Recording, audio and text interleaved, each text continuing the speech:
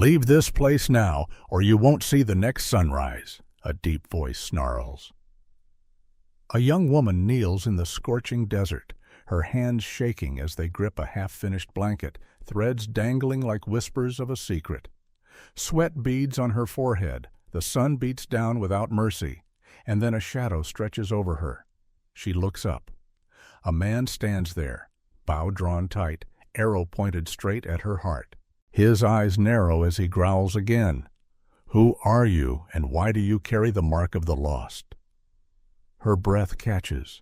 The blanket slips slightly, revealing a strange symbol woven into it, glowing faintly in the harsh light. What does it mean? Is it a curse, a promise, or something worth dying for? Stick around, because this story is just beginning, and the answers will change everything. Picture a quiet village tucked between towering mesas, where the air smells of earth and the sun paints everything gold. This is the home of the Hopi people, a tribe famous for growing crops in the desert and weaving stories into every thread they touch. In the heart of this village sits Nayeli, her fingers dancing over a blanket that's more than just fabric. She's a master weaver, young but already carrying a gift passed down from her grandmother. That blanket? It's special. It's said to hold the future of her people, a secret stitched into every knot and color. Her grandmother's voice still echoes in her ears, soft but firm. "Finish it, Nayeli, and you will see what must be saved." So she works, day after day, pouring her heart into it. Nayeli wove not just threads, but hope. Her hands carried the dreams of the Hopi, dreams so fragile they're now hanging by a thread. But something's coming, something that will test her like never before. The sun dips low over the Hopi village, painting the sky with streaks of orange and pink. Shadows stretch long across the dusty paths, and the air hums with the soft sounds of evening, crickets chirping, a child laughing somewhere nearby. Nayeli sits in her small home, a modest space of adobe walls and a woven roof. Her fingers move quickly over the blanket, threading colors of red and blue into patterns that tell a story only she understands. Each stitch feels like a heartbeat, a quiet promise to her people. She's lost in the work, the world outside fading away, when a sharp shout cuts through the calm. Her head snaps up, and her hands freeze mid-motion. Hooves thunder closer, shaking the ground beneath her. Dust swirls into the air, thick and choking, as a group of outsiders charges into the village. They're traders, rough men with weathered faces and hard eyes, the kind who roam the land, hunting for anything they can turn into profit. Nayeli peers through her doorway and sees them, their horses snorting, their voices loud and brash. They've heard rumors about her blanket, whispers carried on the wind from careless tongues. To them, it's not a sacred weaving, not a piece of the Hopi soul. They believe it's a map, a secret guide to a treasure hidden somewhere in the vast desert. She clutches the blanket tighter, her stomach twisting as they dismount and spread out, kicking over baskets and trampling the cornfields her people work so hard to grow.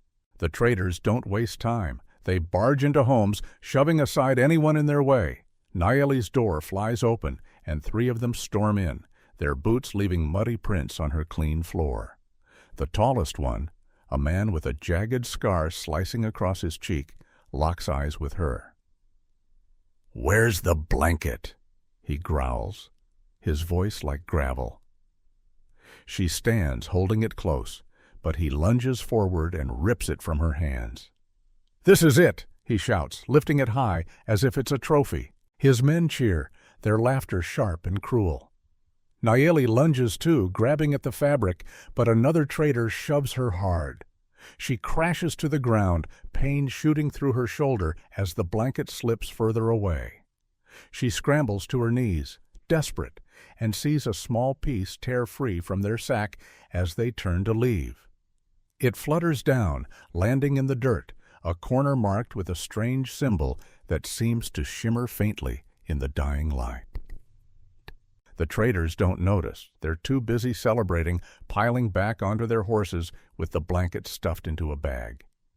"We're rich," the scarred man yells, and they ride off, hooves pounding, dust rising like a storm behind them. Nayeli crawls forward, her fingers closing around that torn scrap. She holds it up, breathing hard, her chest tight with anger and fear. Around her, the village falls silent again, but it's not the peaceful quiet of before. It's heavy, suffocating, broken only by the sound of a woman sobbing nearby and the crackle of a toppled fire. The traders left chaos in their wake, scattered pots, ruined crops, and a hole where Nayeli's purpose used to be. She stares at the mesas in the distance, their shapes dark against the fading sky, and feels the weight of what's been taken. That blanket wasn't just hers. It was her grandmother's dream, her tribe's future, a thread connecting past and present. Now it's gone, stolen by men who don't even know what it means. Nayeli stands slowly, her legs shaky, but her resolve growing solid as stone. She looks down at the piece in her hands, the symbol glowing like Roscoe style, and she makes a promise to herself right there in the dust. "I'll get it back," she whispers, her voice steady despite the ache in her heart. "I'll protect what's ours." The village needs her, but there's no one left to help. The men are out tending fields far off, the elders too frail to chase thieves. She's on her own. With one last glance at the home she loves, Nayeli steps forward, leaving the safety of the village behind. They took more than a blanket. They took her purpose. Now she has no choice but to follow the wind, chasing those greedy shadows into the wild unknown, guided only by that small strange symbol and the fire burning inside her. The desert stretches wide and endless around Nayeli, a sea of sand and rock baked under a merciless sun. Her feet ache, blistered from walking since dawn, and her throat burns with thirst. The small piece of her blanket, that torn scrap with its strange symbol, stays clutched tight in her hand. She's left the mesas of her Hopi village far behind, chasing the faint trail of hoof prints the traders left in the dust. Every step feels heavier, her body begging her to stop, but she can't. Not yet. The wind picks up hot and dry, tugging at her hair as she stumbles over a ridge. She doesn't see the line she's crossed, the invisible boundary where Hopi land fades and Navajo territory begins. A shadow moves ahead, quick and silent, blending with the rocks. Nayeli freezes, her heart thudding loud in her chest. She squints against the glare and sees him, a lone figure standing tall on a rise, his bow drawn tight, an arrow notched and aimed straight at her. He's Navajo, she can tell from the way he stands, steady as the earth itself, his dark hair tied back, his clothes worn but practical, made for a life in the wild. His name is Kael, a hunter known among his people for tracking deer through canyons and reading the land like an open book. The Navajo are masters of survival, storytellers who bend with the wind and thrive where others falter. But right now, Kael's eyes are hard, his jaw set, and he doesn't look like a man who welcomes strangers.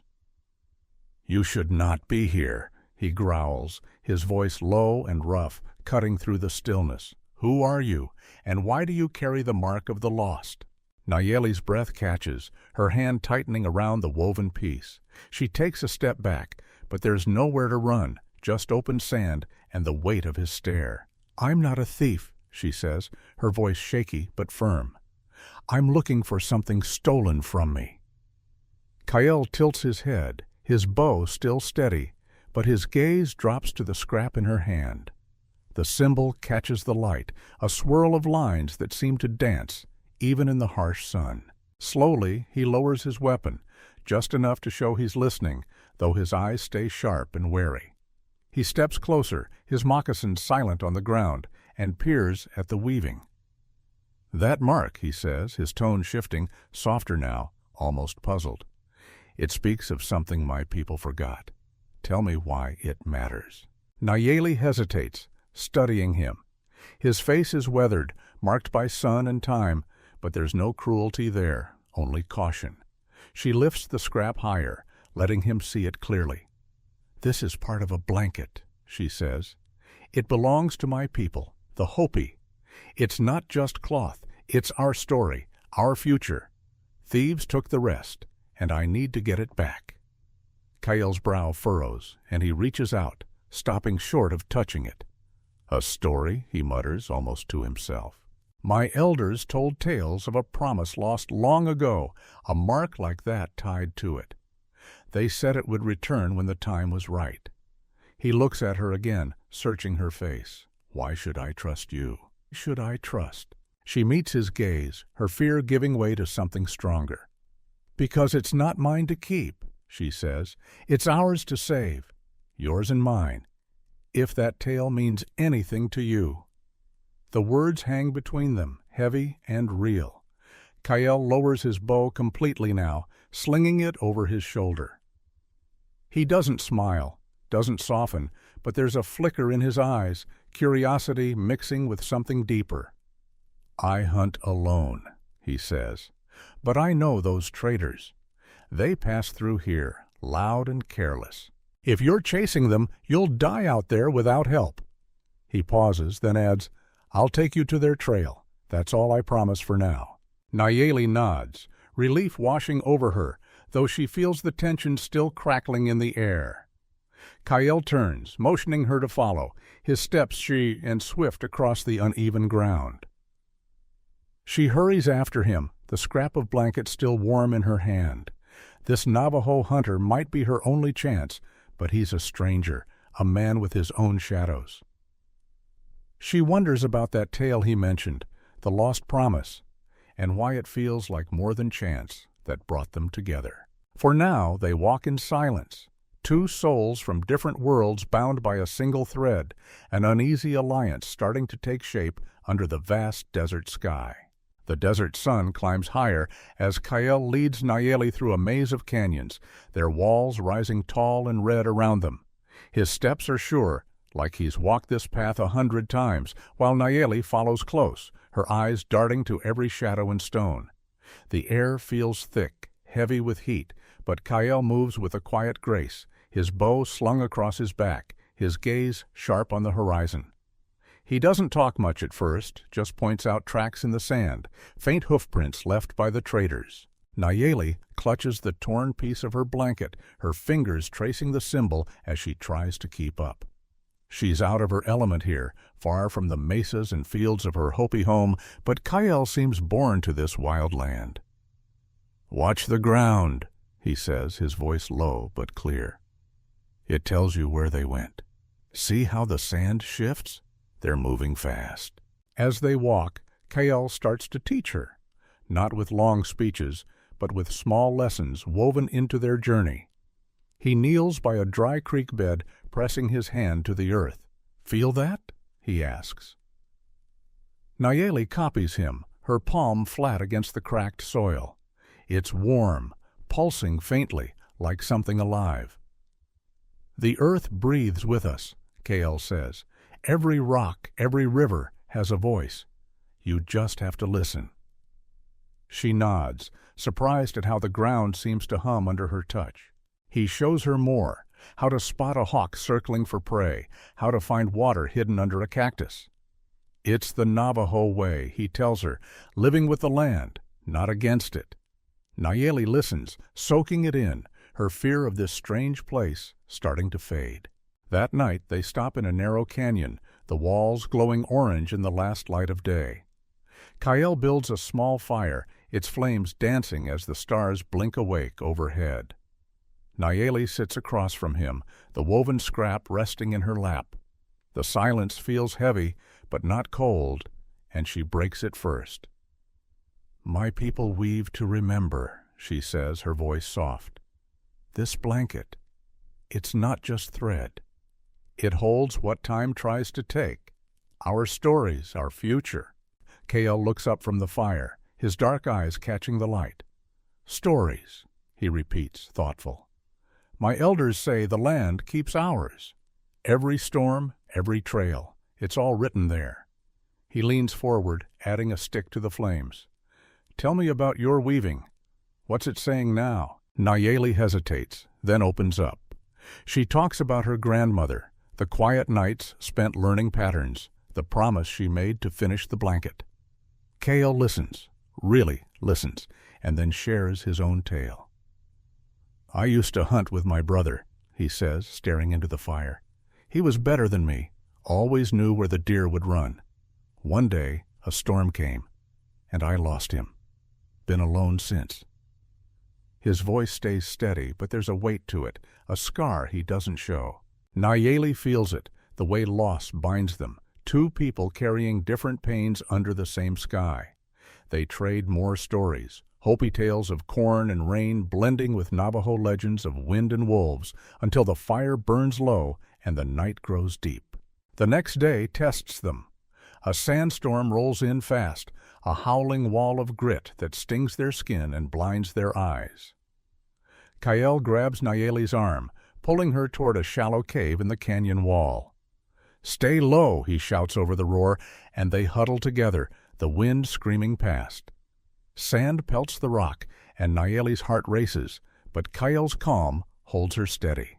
He presses a cloth over her face, shielding her from the dust, and she does the same for him, their hands brushing as they fight to breathe. Hours pass, or maybe minutes.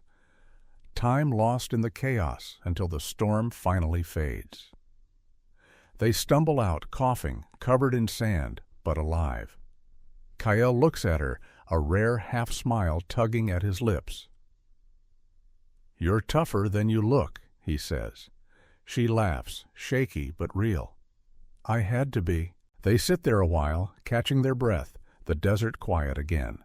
Something shifts between them, a thread of trust stronger than before. Two tribes, two paths, yet the land tied them as one.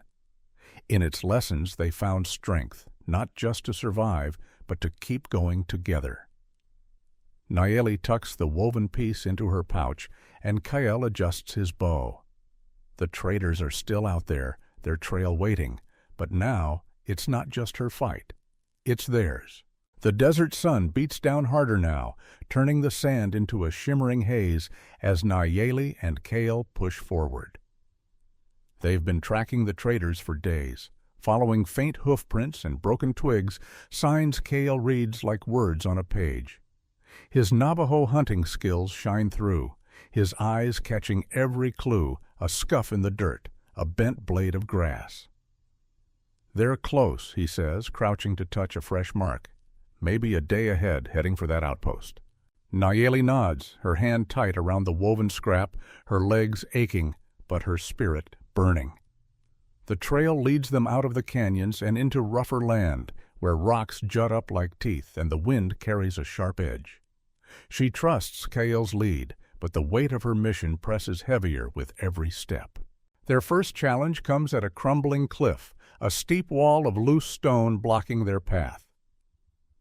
Kael studies it, then starts climbing, finding handholds where Nayeli sees only cracks. "Follow me," he calls, his voice steady. She hesitates, the height making her stomach twist, but she grabs the rock and pulls herself up. Halfway there, a stone breaks free under her foot, and she slips, a gasp escaping her lips. Pebbles tumble down, clattering loud in the silence. Kael's hand shoots out, catching her wrist just in time. "I've got you," he says, his grip firm, his eyes locked on hers. She nods, heart pounding, and they make it to the top together, collapsing onto flat ground. Dust coats her hands, but she feels his strength lingering in that moment. A quiet promise he won't let her go. Next comes the river, a wild rush of water cutting through the desert like a living thing. It's swollen from a storm somewhere far off, its current fast and loud, churning white over jagged rocks. Kael frowns, scanning the banks. "They crossed here," he says, pointing to a snapped branch on the other side. "We have to do the same." He finds a shallow spot, wading in first, the water soaking his legs up to his thighs. Nayeli follows, the cold biting her skin, the pull of the river tugging at her feet. She stumbles, the woven piece nearly slipping from her pouch, and the current drags her sideways. Kael turns back, splashing through, to grab her arm. "Hold on to me," he shouts over the roar, and she clings to him, their steps slow but sure. They reach the far bank, dripping and breathless, and collapse onto the muddy shore. "We made it," she whispers, more to herself than him. He nods, squeezing her shoulder lightly. That night they camp near a rocky outpost, a cluster of boulders and scrub where the trader's trail grows stronger. The fire crackles low, and Nayeli pulls out the woven scrap, studying it under the flickering light. Kael watches her, curious. "What do you see?" he asks. She traces the symbol, then the lines around it, her mind piecing something together. "It's not a map," she says, her voice rising with realization. "It's a prophecy. These patterns, they're about people coming together, not treasure." Kael leans closer, his brow furrowing. "A prophecy," he repeats, "like the promise my elders spoke of. Maybe it's why I found you." She looks at him, the fire painting shadows on his face, and feels a connection deeper than before. But the chase takes its toll. The next morning, as they climb a steep ridge toward the outpost, Nayeli's strength falters.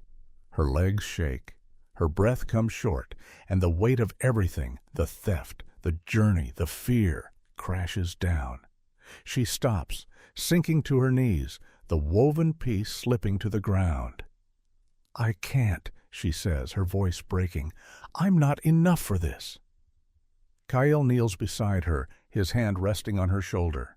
"You're not alone," he says, soft but firm. "I hunt alone because I failed before, lost someone I should have saved. I won't let that happen again."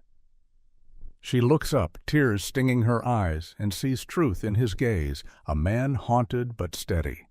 "I can't do this without you," she admits, her voice small. He picks up the weaving, pressing it back into her hand. "And I won't let you fall. Not this time." They stand together, the outpost looming ahead, its rocks dark against the sky. Kael points to fresh tracks, hoofprints circling the base. "They're there," he says. Nayeli wipes her face, her resolve hardening again. The prophecy isn't just a story, it's their path, and they're closer than ever. She nods at Kael, and they move forward, side by side, ready for what waits beyond the stones.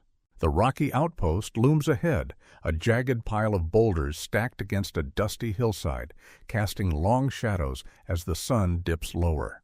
Nayeli and Kael creep closer, their steps quiet on the sand, hearts pounding with every rustle of wind. The trader's trail ends here, fresh hoofprints circling the rocks, and the faint sound of voices drifts out, rough and laughing.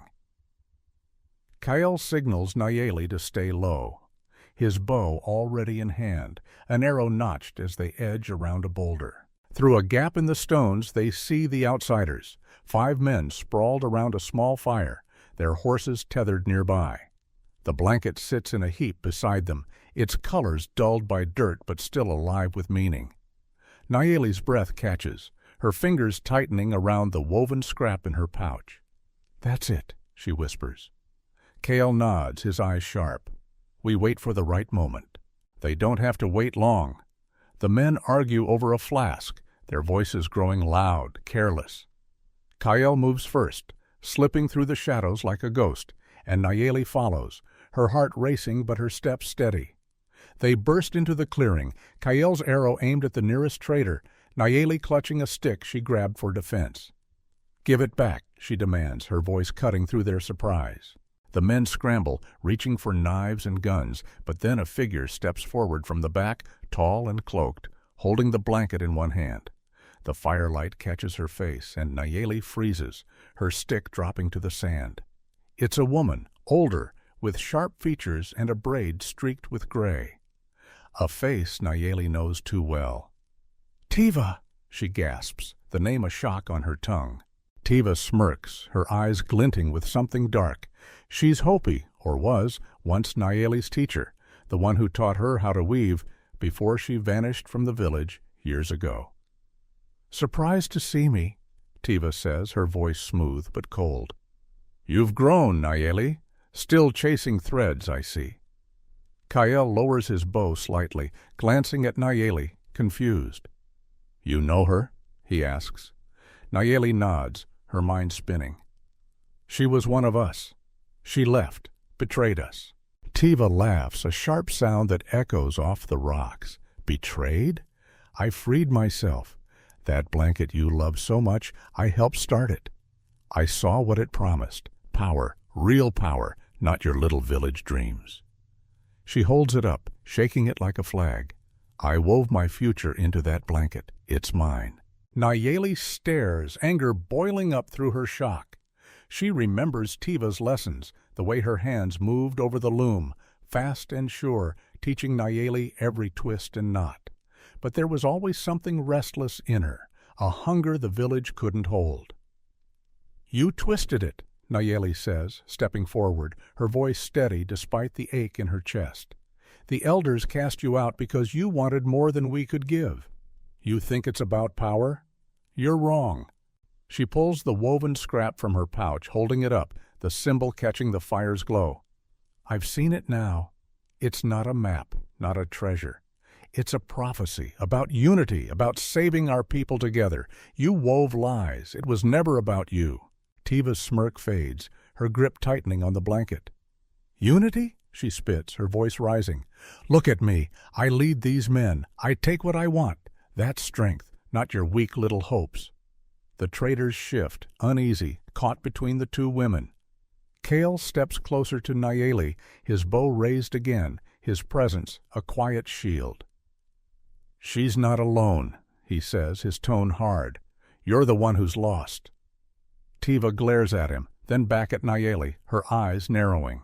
"You think you can take it from me?" she challenges, tossing the blanket to the ground between them, daring her to try. The traders draw their weapons, the air thick with tension. But Nayeli doesn't flinch. She sees the truth now, clear as the stars above. Tiva's greed blinded her, turned her from a teacher into a thief. But the blanket's message is bigger than either of them. Nayeli's resolve hardens, her hand steady as she faces Tiva.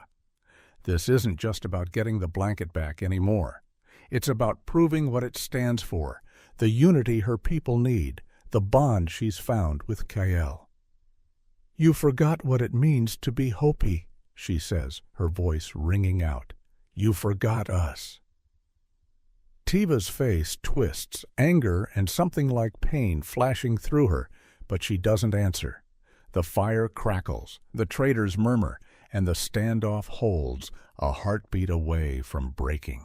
Nayeli knows what's coming, a fight she can't avoid, but she's not the girl Tiva once knew. She's stronger now, and she's not alone.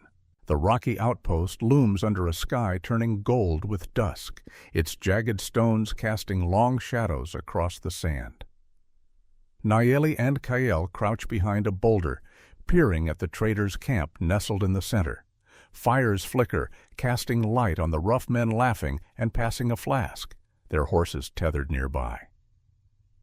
Tiva stands among them, her sharp voice cutting through the noise as she holds Nayeli's blanket, running her fingers over its threads. The sight twists Nayeli's stomach, but her grip tightens on the woven scrap in her hand. Kael glances at her, his bow ready, his eyes steady. "We hit them fast," he whispers. "Get the blanket and get out." She nods, her heart pounding, knowing this is it, the moment she's fought for. They move like shadows, Kael leading the way with silent steps, his Navajo instincts guiding them through the rocks. He notches an arrow and lets it fly, striking one trader in the leg before the man can shout. Chaos erupts, the others scrambling for weapons, their yells echoing off the stones. Nayeli darts forward, staying low, her eyes locked on Tiva. The Hopi outcast turns, spotting her, and a cruel smile spreads across her face. "You're too late," Tiva taunts, clutching the blanket tighter. "This is mine now." Nayeli doesn't answer, just charges, fueled by every mile she's walked, every fear she's faced. Tiva swings a knife, the blade glinting, and Nayeli ducks, feeling the air whistle past her ear. Kael fights beside her, his bow traded for a staff he pulls from his pack. He swings it hard, knocking one traitor flat, then spins to block another's club aimed at Nayeli. The man's blow lands instead on Kael's shoulder, a heavy thud that makes him grunt in pain. He staggers but stays on his feet, pushing Nayeli forward. "Go!" he shouts, his voice rough but firm. She hesitates, seeing the strain in his face, but he shoves her toward Tiva. "I'm fine. Get it." Trusting him, she turns and runs, her breath ragged, the fight swirling around her like a storm. Tiva meets her head on, the blanket flapping in her grip. "You're nothing without this," she hisses, slashing again with the knife. Nayeli dodges, then pulls the woven scrap from her pouch, holding it high. The symbol catches the firelight, glowing bright, and Tiva's eyes widen, her swing faltering. "You don't understand it," Nayeli says, her voice steady now. "It's not power, it's us." She throws the scrap at Tiva's feet, a distraction, and lunges as Tiva bends to grab it. They crash together, rolling in the dirt, fists and elbows flying. The blanket slips free, and Nayeli scrambles for it, her fingers brushing the threads just as Tiva grabs her ankle, yanking her back. Behind them, Kael fights off the last traitor, his staff cracking against the man's knee. He turns, seeing Nayeli pinned, and charges, ignoring the ache in his shoulder. He tackles Tiva off her, giving Nayeli a split second to roll free. She grabs a rope from the traitor's gear, her mind racing, and loops it around a rock. "Kael, pull!" she yells. He understands instantly, grabbing the other end, and they yank together, tripping Tiva as she lunges again. She stumbles, crashing into a pile of crates, wood splintering around her. Nayeli dives for the blanket, pulling it from the chaos, but the edge catches on a jagged stone, tearing with a sickening rip. Her heart sinks, but she clutches the core of it, the heart of the prophecy still whole. The traitors scatter, some limping away, others too dazed to fight. Tiva struggles to her feet, bruised and furious, but Kael steps between her and Nayeli, his staff raised. "It's over," he says, his voice like stone.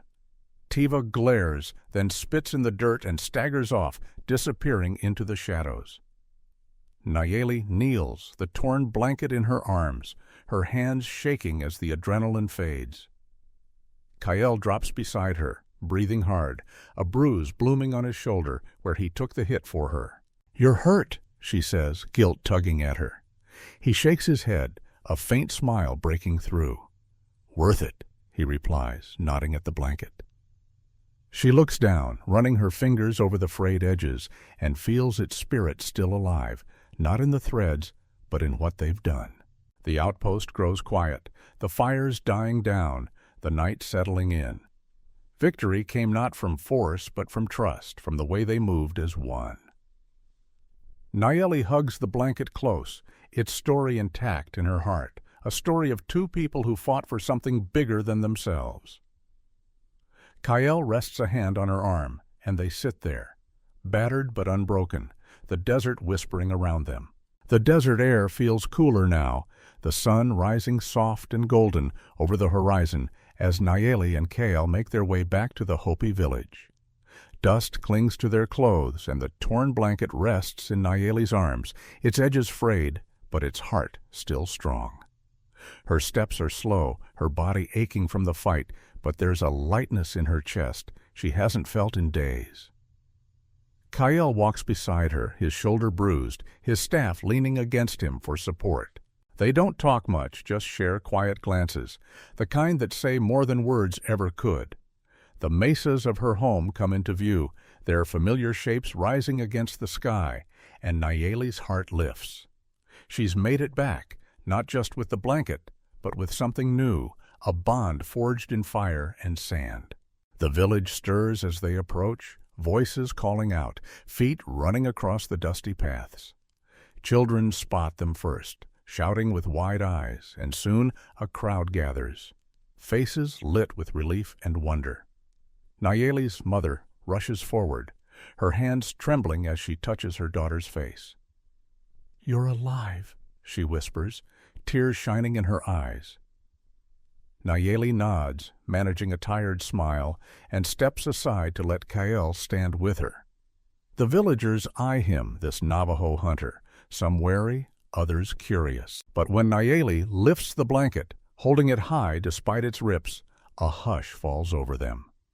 She walks to the center of the village, where the elders sit under a shaded canopy, their weathered faces watching her every move.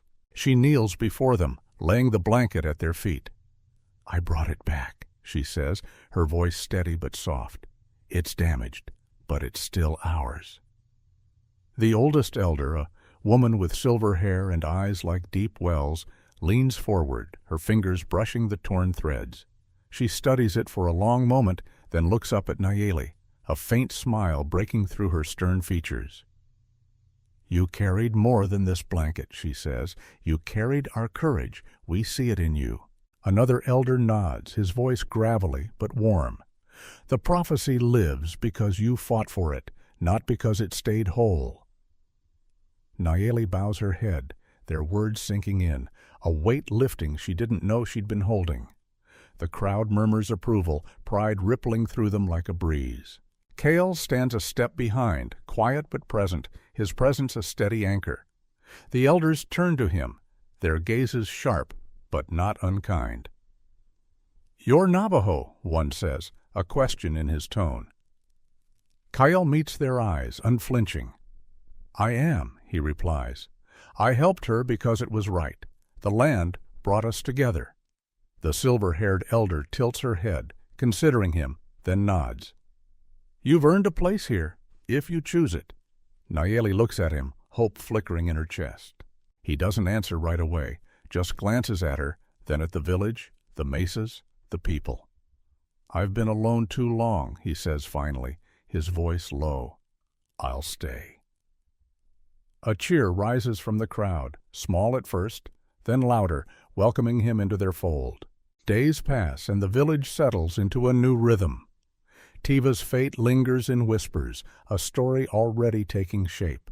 She wandered off after the fight, bruised and humbled, her greed leaving her with nothing but the desert to claim her. Some say she'll find her way, others say she's a lesson, a shadow of what happens when you twist what's sacred for yourself. Nayeli doesn't dwell on her. She has work to do. One morning, she sits outside her home, a fresh loom before her, threads of red, blue, and yellow spread out. She starts weaving again, but this time it's different.